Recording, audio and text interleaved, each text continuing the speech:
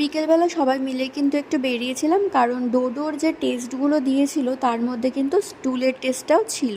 তো সেইটার কিন্তু কন্টেনারটা একমাত্র ওই মানে হসপিটাল থেকেই প্রোভাইড করবে, বাইরের কিন্তু কন্টেনার নিয়ে গেলে হবে না।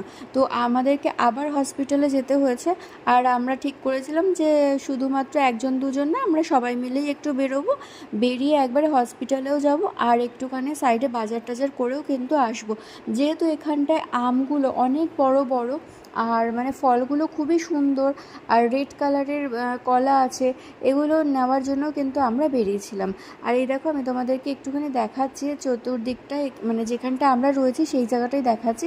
এখানে কিন্তু ভীষণ সুন্দর সুন্দর ফুলের গাছ রয়েছে। এইটা কিন্তু কাঠগোলাপ, দেখতেই পাচ্ছ তোমরা, ভীষণ সুন্দর কালার। আমরা কিন্তু খুব একটা এই কালারটা দেখতে পাই না।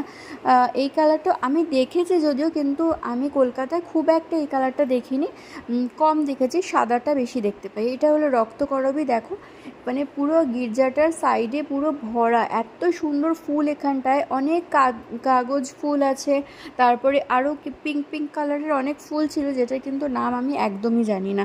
তো এগুলো দেখে কিন্তু আমরা মোটামুটি ঘুরে ফুরে বাইরে বেরিয়ে গেলাম। বাইরে বেরোনোর, এই দেখো আমাদের যারা যারা আমাদের সঙ্গে ছিল সবাই কিন্তু এক এক করে বেরিয়ে যাচ্ছে। বেরোনোর পরে কিন্তু এখান থেকে আমরা একটা অটো ধরেছিলাম। এই হলো আমার শাশুড়ি মা আর আমি। তো আমরা এখান থেকে সবাই মিলে বেরিয়ে অটো ধরে চলে এসেছি ভেলোর, সিএমসি ভেলোরের মেন হসপিটালটা যেখানে, সেখানে।